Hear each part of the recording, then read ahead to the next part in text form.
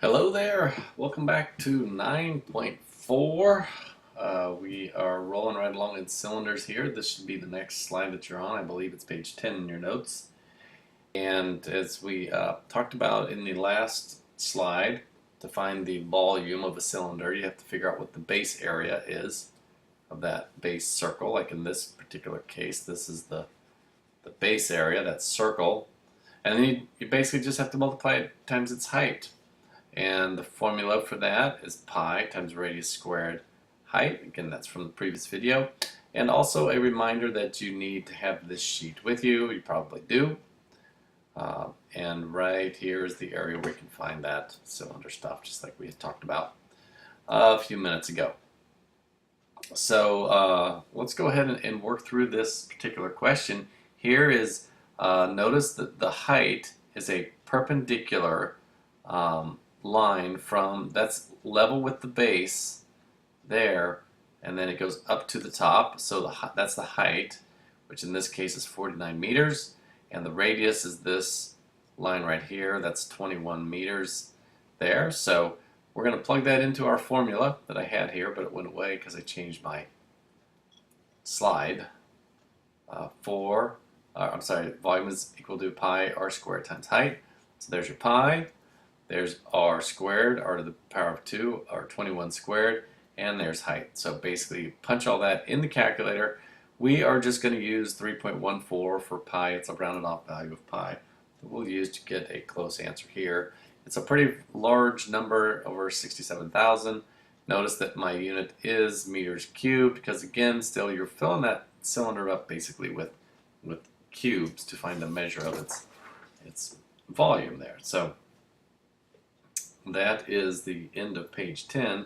And let's go ahead and look over here at the sphere. Well, the sphere, go to my formula sheet here for you, and here is the sphere right there, and here is the volume of it. It's kind of a strange one. That's hard to prove, but it is 4/3 times pi times the radius cubed. So that's what we would write in here. I just wanted you to have it, be familiar with it. 4/3 times pi times the radius cubed is the formula for that. So again, you don't have to memorize it just yet. You might have to do that in a later math class. Let's work one out here. And my line here didn't show up there, so I can I'll change my pen color to help show you what I was trying to show you. That this 28 feet is this line right here. Okay, that radius, the radius of a sphere, you have to pretend you're in, like if it's a basketball, you're right in the center of the basketball, and a line that goes out to the edge. In this case, they're going to call it 28 feet. This would be a pretty big sphere, by the way. So we would just plug that into the formula, 4/3 times pi times 28 cubed, and make sure you get familiar with how to use that exponent button on your calculator. And you just punch that in, you're going to get that large number, almost 92,000 feet cubed there for you. So hopefully that makes sense to you. You can follow along with that. Obviously, you can see the value of having a calculator and understanding how your calculator works to make your life easier there. Okay, let's go ahead and look at the cone now. The cone is a really interesting shape. Notice the base is a circle, just like a cylinder was a circle. Let's imagine that that is the top of a cylinder. And let's say that that was a cylinder right there. If you were to shave off, okay, if you were to go from the base up to that point right there, let's say that that's the center of the top of that cylinder. If you were to shave off all of this cylinder around that point, what you would have is you would have remaining 1/3 of the volume of the original cylinder. Okay, so remember that. I'm going to get rid of that. So with that said, I'm going to change my pen color back. I think the white shows up a little better on this slide. The volume of a cone is 1/3 times the volume of a cylinder. And the volume of a cylinder we learned was pi times the radius squared, that's the area of the base, times the height. So what you're doing is you're taking 1/3 of a cylinder, right there. Cylinder volume. All you do is you take 1/3 of it. there. So that's how you can maybe remember it in the future if you're asked to. Here's an example of one. All right, if I did this, here is my, I'm sorry, that's the base. No, it's not the base, that's the radius. What am I thinking? That's the radius. That 7 is the height, which is the measure from the center to the highest peak. So we plug it into the formula. Whoops, it didn't come out. Here we go. All right, the formula was the volume is equal to 1/3 times pi times r squared times the height. Okay, so you would take 1/3 times 3.14 times the radius squared is 3 squared, which would be 9, times 7 right there. So you can plug that in your calculator and see if you come up with that solution, 65.94 centimeters. Again, it is centimeters cubed because you are finding the volume of that particular cone right there. So that wraps up the volume part of chapter 9, and then we move on into angles and triangles, and there's some vocabulary that we need to work through here. And the first two, just what we're talking about here, is that this basically that line right there, this angle here, that is a ray, and this is a ray. All right, and here's the endpoint. So when those two endpoints join at a point, when those two rays join at a common endpoint, you create an angle, the whole thing. Okay? The rays are called sides. Okay, and the endpoint is called the vertex. So B is the vertex.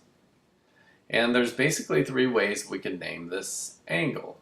You put this sign right here, means angle. You could call it angle ABC. You could also call it angle CBA. The key here is that the vertex is the one in the middle. That's the vertex. That has to be that way. Okay. And then some people you might see in a geometry class might just call it angle B, as that is the vertex. It's a key point that makes up that angle there. So that's 3 ways that you could name this particular angle. Okay. Well, there's 4 types of angles that we need to talk about. Okay. The first one is an angle of a measure that is a measure of an angle that's 90 degrees. Okay. Now, typically what you see is an angle that looks like that. They put this little square in the corner.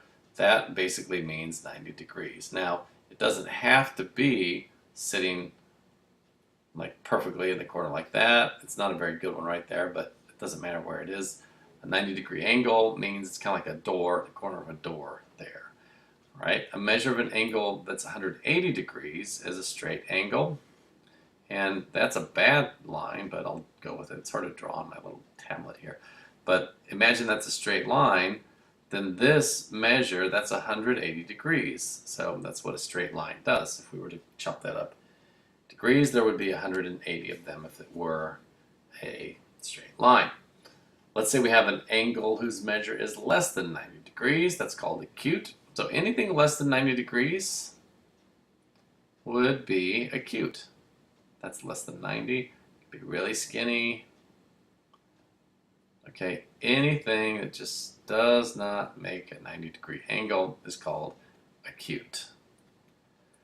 All right. Now, an angle who is greater than 90 degrees is called obtuse, and that might look something like this. That would be an obtuse angle, and you would measure that's the 90 degrees there. So if it goes beyond 90 degrees, that we call obtuse. All right, we need to talk about complementary and supplementary angles. If 2 angles are complementary, then the sum of the angles is 90 degrees. So if I asked you a question like this that says find the measure of the complement of 45 degrees, you would simply take 90 minus 45 and get 45. That is the measure of the complement of 45. All right, well, if that's confusing to you, I actually prefer the visual. I wanted to give you both. Here is a question that says two angles are complementary if their sum is 90 degrees. We just saw that in the last slide. Find the complementary angle of 39. So you're trying to find this measure right here. We'll just call that x. Well, if I know that this measure here is 90, then I know that this measure here is 90 minus 39. Okay, and we work that out. A little subtraction, that's 51 degrees is the measure of that complement. Okay, I'm going to pause here. I'll come right back and pick up with supplementary angles, and we'll see how we do with that.